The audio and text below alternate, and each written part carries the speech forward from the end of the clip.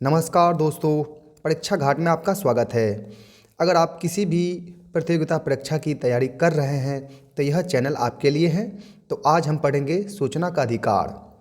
अगर आप चैनल पर नए हैं तो सब्सक्राइब और शेयर ज़रूर करें।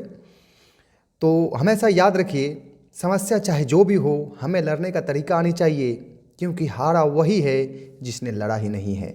आज हम देखेंगे सूचना का अधिकार के बारे में, जो आगामी सभी प्रतियोगिता परीक्षा हेतु बहुत ही महत्वपूर्ण है।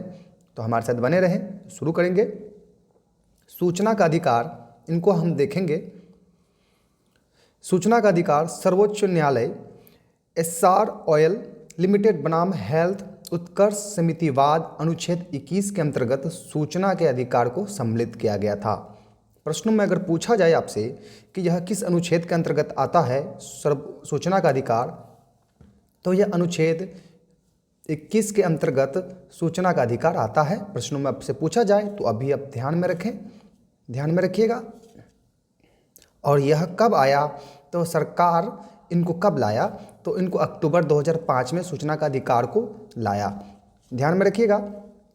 वर्तमान में सूचना का अधिकार को कानूनी अधिकार इनको कहते हैं। इनको भी आपको ध्यान में रखना होगा, परीक्षा में आपको ध्यान में रखना होगा ताकि आपका दिमाग से ना उतरे। और सूचना का अधिकार का उद्देश्य क्या है? इनका उद्देश्य है कि जन संबंधी मामलों में पारदर्शिता को बढ़ावा देना है, और यह सार्वजनिक जीवन में भ्रष्टाचार को, इनका उद्देश्य है कि रोकना है। सार्वजनिक जीवन में जो भ्रष्टाचार होते हैं इनको रोकना है। यह अधिनियम नागरिकों को प्रशासन के सभी स्तरों पर सूचना का अधिकार, व्यवहारिक अधिकार प्रदान करता है। ध्यान में रखिएगा, सूचना का अधिकार नागरिकों को प्रशासन के सभी स्तर पर सूचना का अधिकार, व्यवहारिक अधिकार प्रदान करना है। सूचना का अधिकार। सूचना प्राप्ति का तरीका देख लेंगे, कैसे इनका तरीका है।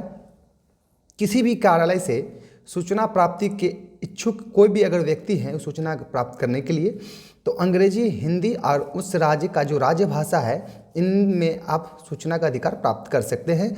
आप किस विधि से कर सकते हैं? ये डाक के द्वारा कर सकते हैं, स्वयं ईमेल के द्वारा भी जन सूचना अधिकारी से आग्रह भी कर सकते हैं। इतने सारे तरीका हैं, इनको आप ध्यान में रख लें। प्रतियोगिता परीक्षाओं में पूछा जा सकता है, इनसे आपको अभी ही क्लियर हो जाएं। जीवन से जुड़े मामलों में 24 घंटे के अंदर आप किसी भी सूचना का अधिकार प्राप्त कर सकते हैं, और अन्य मामले में 30 दिनों के भीतर सूचना अगर नहीं मिले, अगर आप संतुष्ट नहीं होते हैं, तो कोई भी प्रार्थी पुनः केंद्रीय सूचना अधिकारी से फिर से आप अपील कर सकते हैं। संतुष्ट नहीं होने पर सूचना अधिकारी के लिए दंड का भी प्रावधान है। अगर आप संतुष्ट नहीं होते हैं, अगर जिस दिन से आप अपील किए हैं, तो उस दिन से 250 रुपये का जुर्माना जोड़ा जाएगा। और इसमें ध्यान रखने वाली बात यह है कि 25,000 से अधिक ना हो। सेवा नियम के तहत अनुशासनिक कार्यवाही, यह इतने सारे अधिकार हैं, प्रावधान हैं। और आप देख रहे थे परीक्षा घाट चैनल। आपको अगर यह वीडियो अच्छा लगा है तो सब्सक्राइब और शेयर जरूर करें।